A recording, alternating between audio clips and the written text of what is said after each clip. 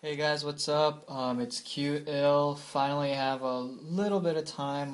Waiting to go to my first Linkin Park concert, so I thought I'd sit down and actually film a quick tutorial for you. I'm sorry SHEVA wasn't able to do this. I really wanted him to do it because I feel like he's a little better than me in terms of paint markers, but I'm gonna try to work in some Prisma marker tutorials as well, so hopefully it'll be good for you guys and yeah, it'll get you off to a good start, and I'll try to clear up a few things that might be a little confusing for people, and give you some good tips along the way. Alright, so I kind of wrote a little outline of what I want to cover. I wanted to cover materials, letter structure, choosing colors, actually coloring, adding finishing touches, and actual presentation of your work. So first of all, let me show you what I work with. It's nothing super fancy, I guess, but it's just like a lot of people ask me, so I thought I'd just show you what I work with.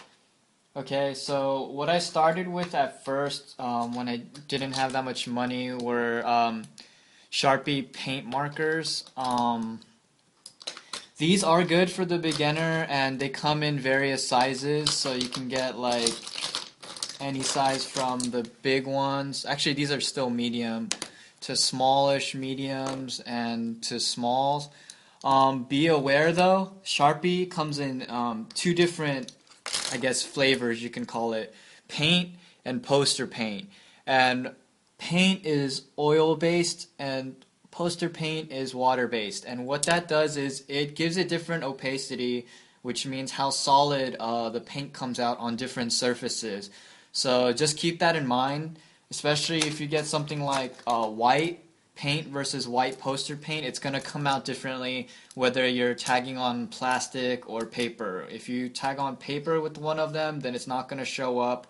And if you tag on, plastic or something like that, it's not going to show up. So I buy both just to be safe, just to see what I'm looking at. But most of the time I notice that the paint ones work a little better because they're oil based. With that said, Sharpie paint is not the best. It's a really good starting point if you want to get a paint marker, I would say. The next level up, however, is the Decos, the Deco colors. These are a really good level, actually. They're very opaque, and the colors, 99% of them are really good. As I mentioned in my other videos, what colors I look at to decide if a paint marker is good are the brighter colors, like the whites and the yellows, because those are really hard to get opaque.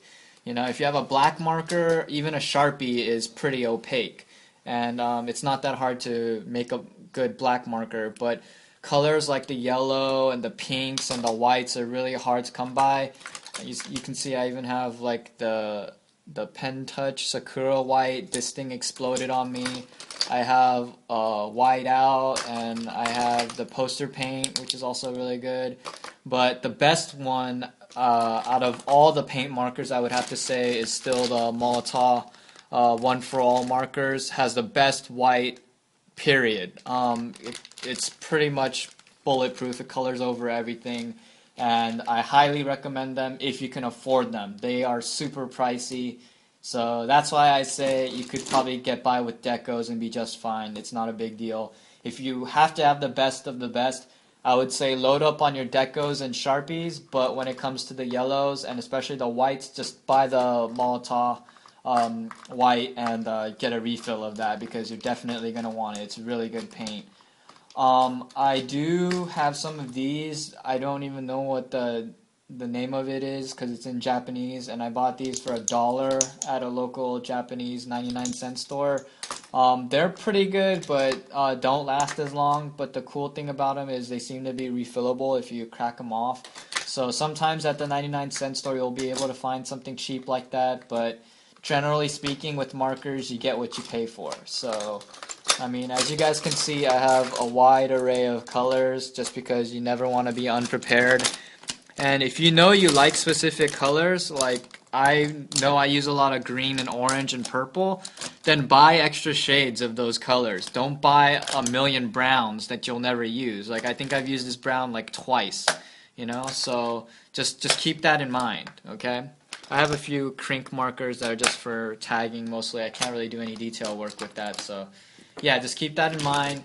The Molotow markers, highly recommended, like I said, and they're basically the best. So yeah, if you want to save up and just buy the best marker, period, then I would say get that. In terms of fine liners, actually outlining your work, Molotow actually the packs actually come with extra fine liners, but they tend to clog on you, so just be careful. For example, here we go. This is the normal white, has the M on it, and then the fine liners have the EF on it. But like I said, they really tend to clog up on you because the tips are just so small, and when it dries, it gets pretty bad. Molotow actually replied back to me, and they said that if you soak the tips in warm water, it'll kind of loosen the paint up.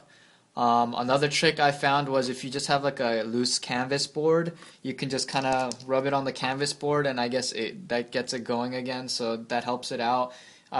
With any paint marker though, and this is why I don't like using paint markers for filling, whenever you use normal paper, it tends to pick up the fibers of the paper, and then you'll get like little kind of nuggets or balls that like accumulate on your tip of the marker. So it's always good to have a spare sheet around so you can kind of rub that off while you're coloring.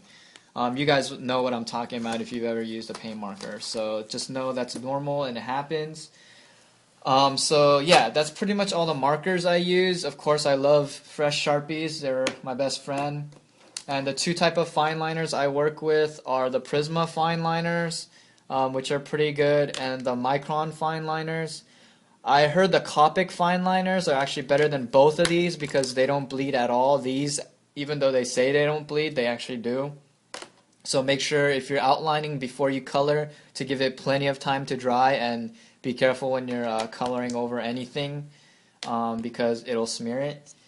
Talking about paper, I do majority of my sketches in a normal black book like this. And I'll show you two sketches that I did recently. Here's one I did, just really quick, nothing too fancy, not that great. And here's another one that I did, I was pretty happy with. So if you notice though, there are streaky marks from the white paint marker that I used, and I used the streak effect in the background for my Prisma markers to get an effect, kind of like a camouflage type of like a old weathered pattern in the background. I did that on purpose to give it an interesting texture. So let's talk about papers then, because obviously this isn't a premium grade sketchbook, because if it was, then this effect wouldn't work, and I want to get a smooth kind of texture most of the time when I'm coloring. So I'll pretty much show you the difference between papers. Okay, so here I have just a normal sheet of paper, and I always use a background sheet of paper to kind of soak up the excess ink.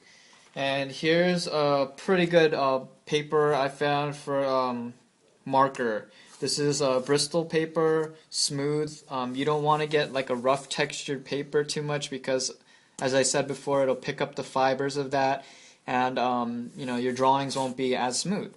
And another reason why I think this one works out better is because it seems to be thicker and more, how should I say, like almost coated. So it's extremely smooth, almost like a matte texture. So I think it soaks up the ink a lot more evenly. So I will sacrifice a sheet for this tutorial, so we can see the differences. Yeah, so of course I have my Prisma markers that I have. Was talking with my girlfriend about them, and we both kind of agree that Prismas are a really good entry-level marker for people who want to get into pro like coloring and stuff like that, and Sharpies aren't really doing it for them, or Crayolas or whatever. But there's a lot of things that I don't like about Prismas, and my girlfriend, same thing. They tend to dry out extremely quickly, and they're not refillable. So, you know, even though you might be able to get Prismas for what, I think they're down to like $1 or $2 now. If you want to refill a Copic, a refill costs you $10, and it could probably fill up your marker over 10 times. So even though the Copic is like $5 to begin with, you get a higher quality marker and a choice of tips. You got, you know, your normal tip, which is your broad tip, and then you got your thin tip, and the Copic Sketch also, it has an option of getting a brush tip, which I think is way more useful than this fine tip. So I'm personally gonna save up for Copics. I got this set as a gift, so I'm pretty much just gonna use these up and yeah, just go from there. With that said, another thing to look out for is the black. Every black, for some reason, from different companies look different. So if you color your piece with a Prisma black, make sure you finish coloring that piece with the Prisma black, because the Prisma black is different from a Sharpie black, is different from, you know, a Molotow, whatever. All of them are all different. Some of them are more flat, some of them are more, you know, brownish or purplish, but you know, there's very few companies that are true black, and it's hard to get that. I would have to say the Copic and the Trio blacks are my favorite blacks, and I actually don't like the Prisma black. So just letting you guys know that. Letting you know that the Prismas actually dry out very quickly. There's some colors that I haven't even used before, and they just dried out. My girlfriend said she used her set like twice, and they all dried out. So just letting you know that ahead of time, because Prismas, even though they're the cheapest pro markers, quote unquote, they're not that great of a deal, I would say. So if you're gonna buy a few Prismas, that's cool, just for sketching here and there. But if you're gonna buy the whole 72 or whatever 300 set, then just keep in mind that I think you'd be better off with a smaller set of Copics. Okay, so with that, what colors did I buy and why? Alright, so let me pick out a few of the interesting colors I like. Okay. Alright, I love Chartreuse. Chartreuse is kind of like that Lamborghini Verde Ithaca green. It's kind of a hard color to pick up on camera, but it's like a mix between a grassy green and a highlighter yellow. I know you probably can't pick that up very well, but I really like this color, and it makes everything pop. I would have to say, for people who draw characters, this color, cream, is definitely necessary. I personally don't use it that much. I would use it if Prismas were opaque, but since they're, you know, just alcohol-based markers, I can't really do much with this. But for people who do anime, probably cream, Deco yellow, and light peach are probably your friends for skin tones. These markers I picked up, not necessarily the best, but I would say you would kind of need at least one of the cool grays. What the cool grays are basically shades of gray. So I got the 40% and the 20%. So the 40% is darker, obviously, because it has more gray in it. So that's how that looks. And